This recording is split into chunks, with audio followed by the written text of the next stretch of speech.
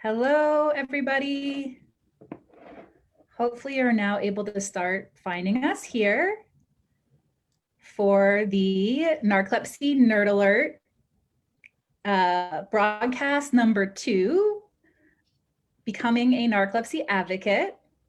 I'm Julie Flygare, and I'm the president and CEO of Project Sleep, and I am joining you from Los Angeles.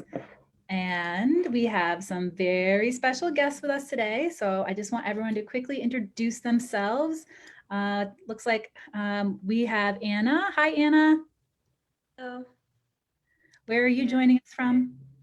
I'm from Arizona. I'm in Glendale. Nice to see you. Cool. What's it like there? Nice? The weather's really nice right now. Yeah. Yeah. All right. Anna and I can't complain about weather probably. Yeah. Okay. And Lauren. Hi, Lauren. Hi. Where are you? I'm in Charlottesville, Virginia, and it is actually really beautiful today. It almost feels like spring. So we've had some pretty gross weather lately, but today is beautiful. What's that mean? Like, what's beautiful? Sunny, just feels nice, and probably like 50 degrees. So it's warm for this time of year here. That's good. Okay. Hi, Matt. Hey. So where are you joining us from? I'm calling from Nashville. The weather here is actually unseasonably warm. After this time last week, it was 9 degrees, and I believe yesterday the high was like 68. So there was a huge shift. Oh, wow. That almost sounds like LA weather. All right. Well, guys, we're so excited to have you here for the broadcast. Hopefully you're now finding us. And so let me go ahead and pull up the slides.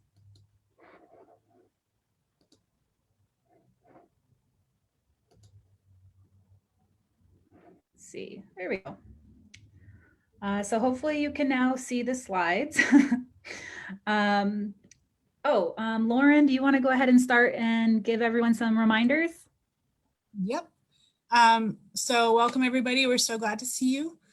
Before we get started, we just would love to see where you are tuning in from. So please share where you're watching from. Please like, comment, and share this video to help raise awareness and spread the messages that we're sharing today. Please remember that this video and the comments are going to be recorded and they will be public afterwards. So make sure anything you share is something that you're comfortable with being public. This video and everything we say here is being shared for educational purposes and for awareness, and is not a substitute for medical attention. So if anything that we talk about today brings up any questions about your medical situation, we ask you to bring those questions to your narcolepsy specialist. After our broadcast, we are going to be putting together a toolkit, sharing information and insights and comments from you, our live viewers. So please be sure to share your thoughts, and we look forward to having this discussion with you.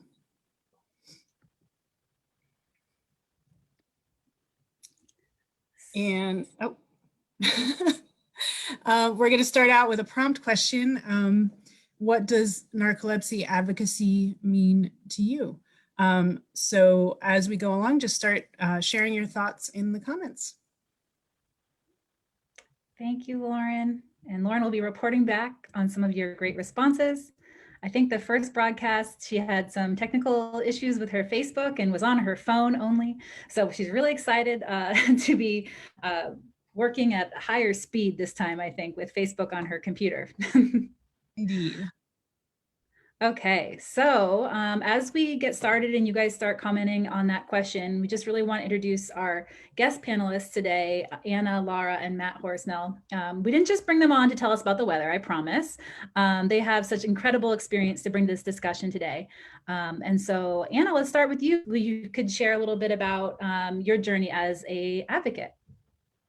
Yeah, I kind of started sharing some pictures and things online, and and I decided, you know what, it's time to really educate myself. And, you know, I did it as a means to try to educate my family a little bit about narcolepsy.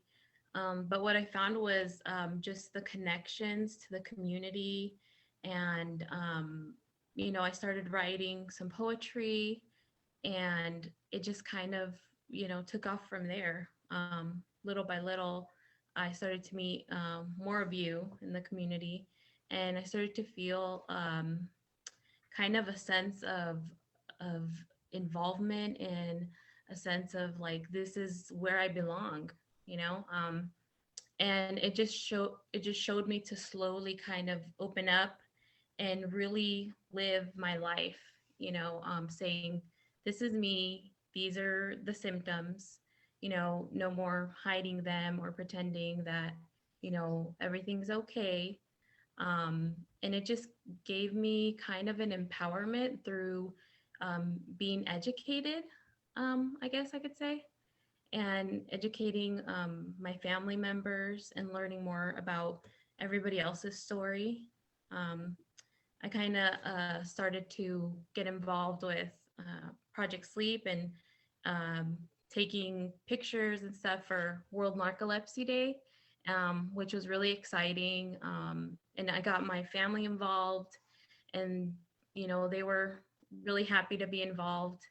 And, you know, it just little by little took off from there. And then I had a small publication, like a magazine, kind of reach out and say, hey, you know, we we've read your poetry, and, you know, we're really excited about it. You know, would you like to be a feature? And I just kind of told them a little bit about, you know, my background, and then I talked about my narcolepsy. So they thought, you know, they got back to me and they said, wow, we're really excited about your story, and it really touched us. And they just said, you know, would you want to write about your story? And so, of course, you know, any opportunity to share my story. So I wrote my story, and they published it in the magazine. And, you know, everything just kind of happened organically. And um, you know, I'm very proud of this community, and Project Sleep, and all the love and everything you guys have shown me. Thank you, Anna. And we'll have many more insights from her as we go along. Her poetry is so beautiful. We just included a few here. And you're underrating yourself, my dear, when you said like a small publication. This is gorgeous, gorgeous magazine with such beautiful art. And I mean, the design of it is just incredible. And so being featured here is pretty awesome. And we're just so super proud of you. This is her name. Huge. So cool. So let's just go ahead and have Matt introduce himself quickly as well. So let's see if I can move my slides here. There, Matt. All right. Well, first, I just want to thank Project Sleep and Julie, Anna, and Lauren just for having me on here. It's an absolute honor to share this moment with you guys and to be a part of one of the early nerd alerts. In many ways, I've punched my nerd card along the way. I started off with social media when it comes to advocacy, and it was reaching out. I was diagnosed in '07, and I was never bashful about doing a grassroots advocacy. So I was telling people that I would meet about it. I was trying to reduce stigma, really just kind of on a personal one-on-one level. And I realized that I was going through some transition in my life, right around 2015 and 2016, and I wanted to change a lot about how I was approaching my condition. I wanted to take more ownership of it. I wanted to treat this condition as more of an asset in my life, and look for the positives and tease those out. Narcolepsy sucks a lot of times. You struggle with it, but there's a lot of ways that it's helped shape and define who I am as a dad, and just who I am as a man. And that's been about a paradigm shift. So in 2016, I started to be a little more vocal on social media. I reached out to Julie on Twitter, made some connections there, really just started opening up some conversation. I started participating in some early hashtag in chat, which is a Twitter interactive um, social media effort that's independent, kind of hosted by Mike Heil as the founder. And that was where I really started to build my network of support. What I realized is that the support that I was receiving from this community was fueling me every single day. And so I really wanted to get more involved. So I talked with Julie on a number of messages back and forth, and I decided that I really wanted to step up what I was doing. She was able to get me in touch with some no narcolepsy folks, which is an effort to raise awareness, and they do a lot of campaigns. You may check them out, but they had a great opportunity for me to share some of my kind of words of wisdom. I sound smarter on those memes than I actually am, just to let you guys know. But it's been a great opportunity. I did that in 2018. I also followed that up the next year, 2019, doing some legislative advocacy with Julie. We went to Washington, and at that point, I was hooked. I realized that there was power in my voice and in my message. It was a way for me to really feel like I was taking ownership and helping shape the future of narcolepsy research in a way I never really knew was possible. Later on in 2019, I was able to do the Rising Voices of Narcolepsy program. With that, just really gave me the speaking opportunities, the abilities to communicate what living with narcolepsy was like, using storytelling as my main method. I've been able to speak to Belmont's College of Pharmacy, sharing my story. I've also spoken with 150 folks with the pharmaceutical group, and that was all, of course, before COVID. But it kind of changed how I'm doing things now. But I always, for me, it's the fundamentals, it's the grassroots, it's the telling people one-on-one.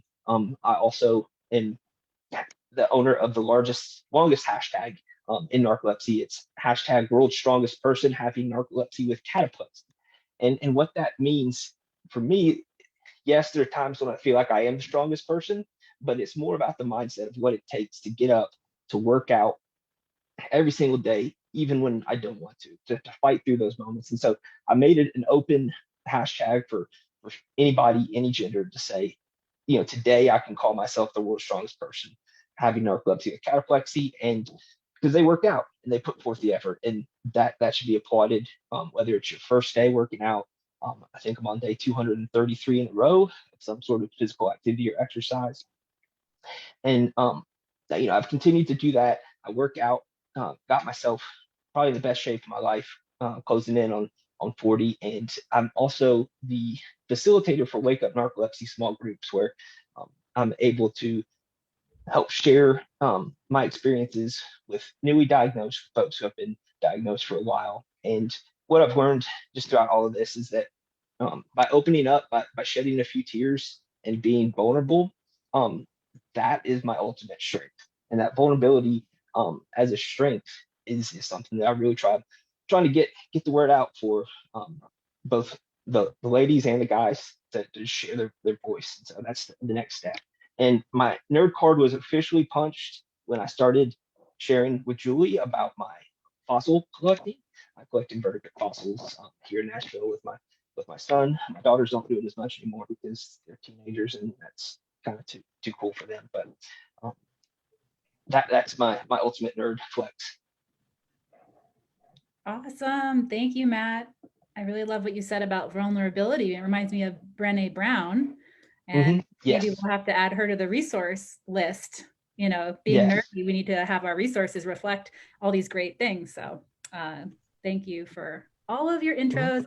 You guys probably are aware. I just like to put this in a timeline so that you understand that, getting possibly where you see I am today, it was a very long journey. So I was diagnosed the same year Matt was, in 2007. I think the first time I did a speaking engagement was with my own doctor at Harvard Med School for a class. It was more him asking me questions and me giving responses than me presenting, a formal presentation. I wouldn't have known how to do that at that time, for sure. 2009 is when I started my blog, because blogs were a thing back in 2009. You guys 2009, Instagram did not even exist. So just saying, blogs were cool. I was cool, I promise. And so that was really when I first started reaching out, the same way Anna said how she was trying to really probably communicate with her own friends and family. That's the intention of my blog. And then I was so surprised by all the other people with narcolepsy around the world that found that. And that sense of community there that I wasn't even really looking for, becoming such a big part of my own journey. So the first time I helped as a volunteer, I helped Narcolepsy Network coordinate a advocacy day for narcolepsy back in 2010 on Capitol Hill, because their annual conference was taking place in Washington, D.C. that year. So I really didn't know what I was doing. I worked with some other volunteers and we kind of put together an advocacy day, but it was kind of a one-off in a way because we were volunteers and just trying to put something together. In 2012 was when I published my book, Wide Awake and Dreaming. And the very next year I founded Project Sleep. And I also that same year, I guess, it seems like a lot to do, but I started Narcolepsy Not Alone as a campaign to raise awareness and to reduce isolation for people. And that really took off and opened a lot of doors to meeting a lot of people around the world and across the country. And in 2017 is when Project Sleep started the Rising Voices of Narcolepsy program. And that same year is when we started collaborating with the Sleep Research Society on sleep advocacy. So that was a really big year for us to start that program. And then just in 2019 is when we launched the World Narcolepsy Day as a coalition of organizations around the world. So to see some of the impact of some of those later efforts is still so surreal, because I remember that feeling back, and I tried to find a message. I couldn't find it last night. When I first said to my dad, I think someday I want to do something, I didn't know how, but I want to do something to make a difference. This is so frustrating and so angering. And so how can I be part of the change, that I want to see? I couldn't find the message, but I know it does exist. And so the whole thing is a journey. So where to start, right? If you have that feeling, possibly it seemed that on social media, some people responded to our post about this broadcast saying that they're not really sure where to start. They want to be an advocate. So we have a really first broad message for you. How many of you have ever had to talk about narcolepsy to a friend, a family member, a doctor? Has anyone ever had to deal with an insurance issue, trying to get a medication through some red tape? Okay. If you raise your hand, you are a narcolepsy advocate. You are one. There's no certification, there's no rules around what that means. And we just want you to feel empowered that if your experience matters, and because of that, and your story matters, and having to deal with this every day makes you an expert and makes you an advocate. So there's really no one right path, but we're going to go over some of the things that we thought of today. And it's such a broad topic that we could probably have days and days of conversations about all these. So we are going to try to get some good thoughts out there to start this conversation. Really quickly, why advocate? I think these are absolutely essential to remember what is the change we're hoping to see. And for Project Sleep, and especially in the narcolepsy space, as we think about our efforts, what guides us is really the problems that we're trying to solve. And so these are some of those main problems, and you're probably super familiar with these already, but just to go over them quickly, is that public understanding and awareness of narcolepsy is limited and often inaccurate. That is one of the main reasons that there are 8 to 15 year average delays between the time that someone's symptoms start and diagnosis. The people with narcolepsy often face stigma and report feeling isolated, and that research is limited and urgently needed to better understand and treat narcolepsy. So those are some of the main problems that we're trying to address through our efforts. And as you look at this list, some of these might be more important to you and your experience, closer to your heart than others. So if you were trying to address possibly something like the fact that people feel isolated, a great solution could be getting involved in support groups, like Matt was talking about Wake Up Narcolepsy's support groups. That's a way to make sure that people don't feel as isolated, right? To have the social connection. If you're thinking about how to raise public awareness, you might take a different approach. If that's most important to you, that we change perceptions, that we get doctors understanding, you might think about more like, how do you present or share your story with medical experts, stuff like that. So if research is important to you, funding research, we have some ideas on how to help be part of that solution as well today. So just want to check back in with Lauren and see if we're getting any good responses on what narcolepsy advocacy means to people that are tuning in. Yeah, so first off, I just want to say it's so great to see so many of you from all over. We've got folks from North Carolina, a few from California, a couple from Ohio. We've got Florida, Oregon, Alabama, Ohio, West Virginia, Texas. We hope you're staying safe in Texas, and even Denmark. So thank you all for being here. Margaret, who looks like she might be a friend of Matt's or no Matt. That's my mom. That's my mama. Matt's mom. Hi, Mom. She says that advocacy means self-empowerment and finding her voice. And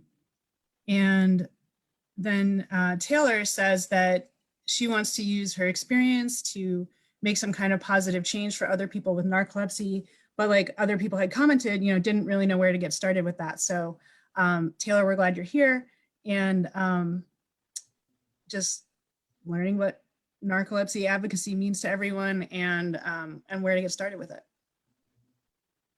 Awesome. Thank you, Lauren.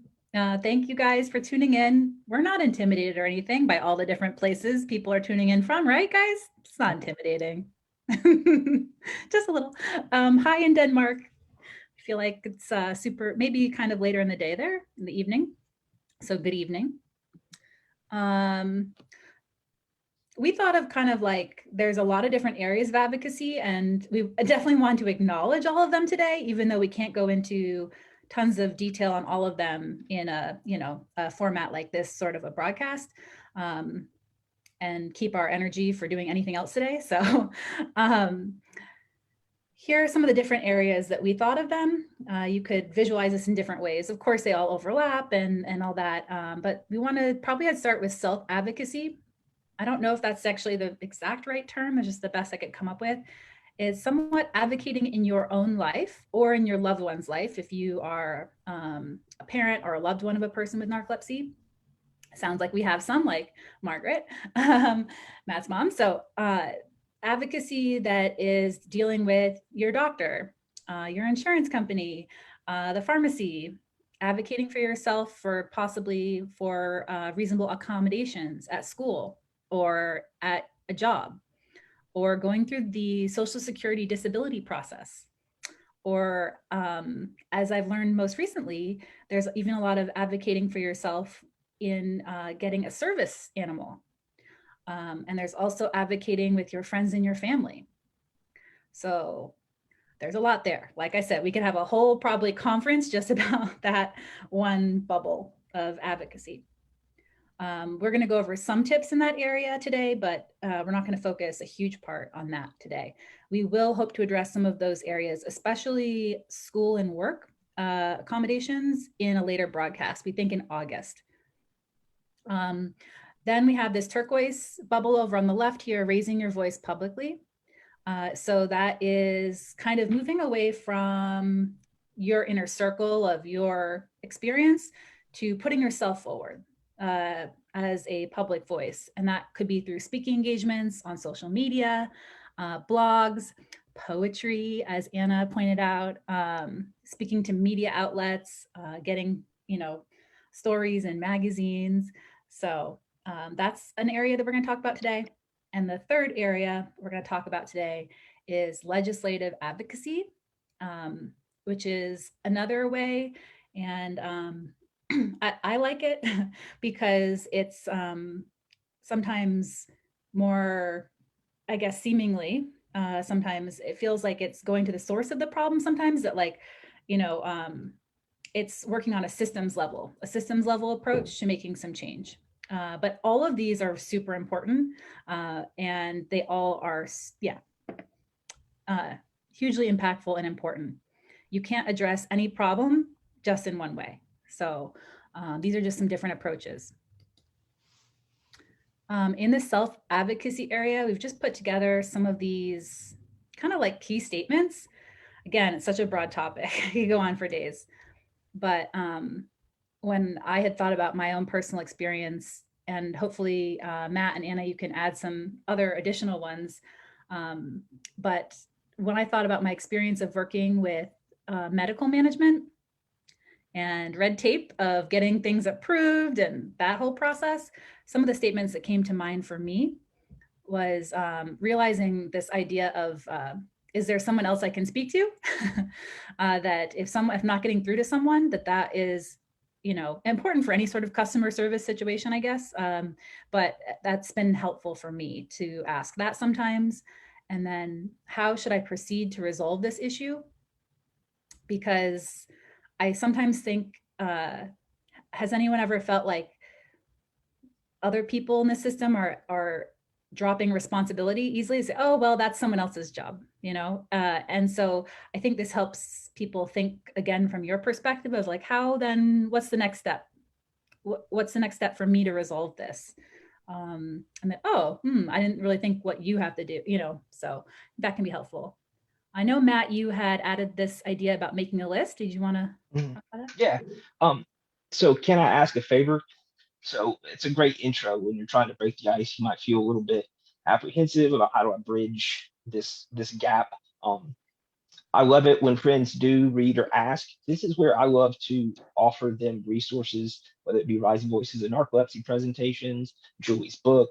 Um, you know, it's a great way to hear from somebody else, because sometimes just hearing it from a third party, hearing about it from somebody on the internet, it can really help them comprehend, and they hear it in different words than what you've been saying over and over again, and that's just really critical. Thank you for thinking about me, but I can't at this time. That comes to the no word. Learning how to say no is invaluable. It's something that I've struggled with over time, but I have to realize, that my condition does put some limitations, and I need to make sure that I'm prioritizing and I'm balancing my schedule to make sure that I'm getting my priorities taken care of.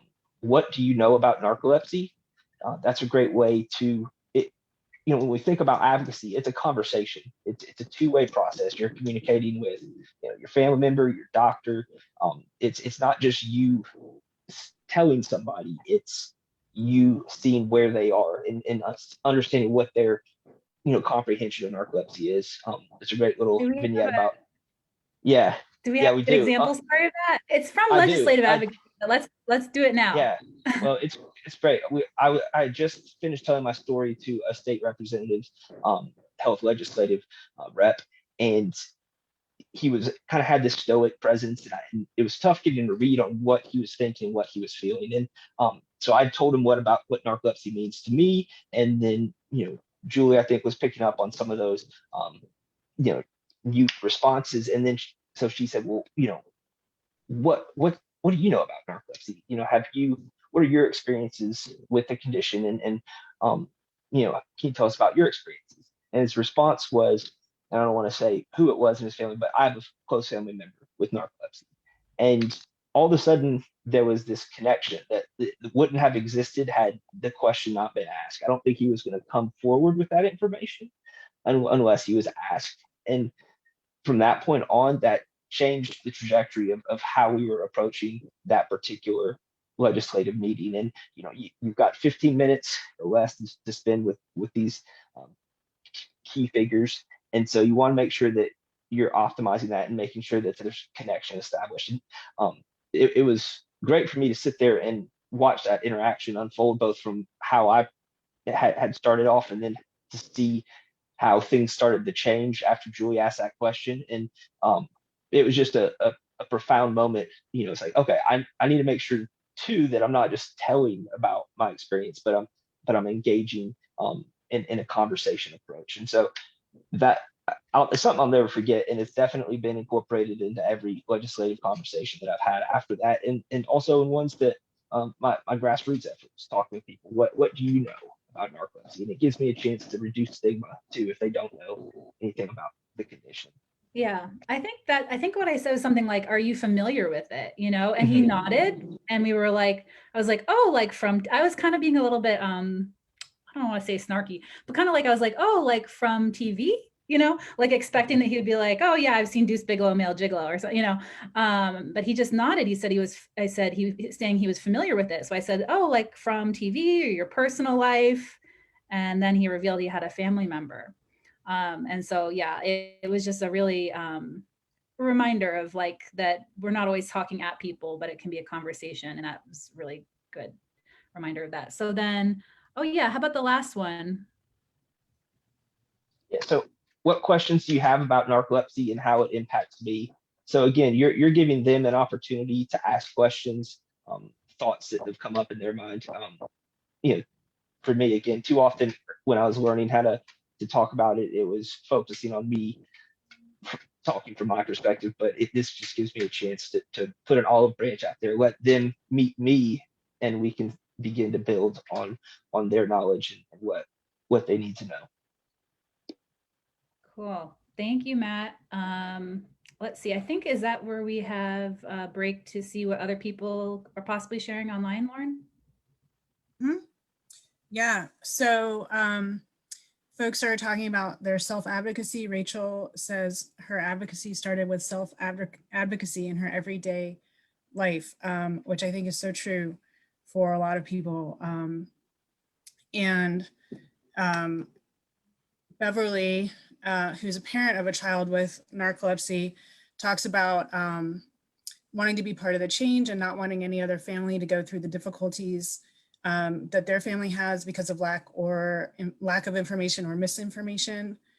And then Margaret talking about advocacy being important for parents, being the voice and also helping the child find his or her voice to become their own advocate. And then others are talking about the importance of being able to be a little bit assertive in your advocacy for yourself and just bringing other people into the conversation, asking open-ended questions like we said, what do you know about narcolepsy?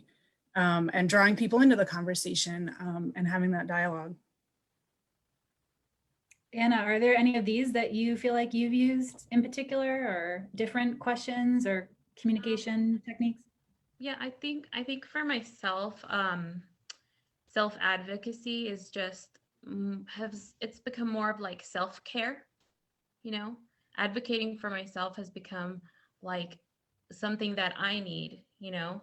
So, for example, if I'm going to hang out with friends and they know that I can't, drive very far, then I say, "Oh, can you meet me halfway? Can I bring someone so that they can drive me?" Because it's as a mom, you don't get a lot of moments to take care of yourself. And for me, self-advocacy has become, my own personal self-care. And like they said, to be a little bit assertive, like these are my needs, you know so that's the only thing I wanted to add. I feel like that is such a powerful point, and because often many of us already have established patterns with people, you have established patterns of how things go with certain friends and family. And I've noticed myself, especially if I don't like some family that I'm not um, close to in the physical, right? So then we spend vacations or holidays together. And so, and then I'm noticing that my needs aren't really being met because it was never like, when is the time to then readdress and say, oh, so now, things are going to be a little different. And I remember with my family having, my brother, my niece, Zoe, who's my most adorable niece in the whole world. I love her so much. But when it was her nap time, it was Zoe's nap time. And I'd be like, oh, because she's a kid. And so understandable. And then trying to be like, oh, it's Zoe's nap time. Perfect. That really works out well for me. And then I think, at what point to then say, well, it's also like, Julie, needs a nap time, not because I'm a kid, but because of my narcolepsy. It's a really hard thing that I struggle with. So I think that's such an important point about finding that assertiveness and changing those patterns with people. Julie, I did want to add too, just on, I love the term self-advocacy that you chose because it's more than just narcolepsy advocacy because our symptoms vary. They have different presentations and different severity at different times. And so it truly is a self advocacy. So I can talk with you and you're dealing with, a different point in your life. And so making sure that I'm saying, what do I need now? Not just what, I may have needed before. And that's when that dynamic changes. And it's so important to have allies. And so to have like my mom, who's one of my biggest supporters, I wouldn't be here doing this now if not for her support. And I've recently started a relationship with a new lady, Heather, and having her in my life, she understands it. She said the other day as we were drifting off to sleep, she was like, "Well, sleep is the foundation of positive wellness," and to have that as somebody who's close to me is just invaluable. And so by opening up and sharing with these people in my life and telling them what I need now, it just has a huge impact on my ability to go out um, and kind of kick butt, take names for me and my family. I love that. And we will have a session on friends and family to get in some more of those dynamics I think it's April or May. I think it's April. So please stay tuned for that, Nerd Alert.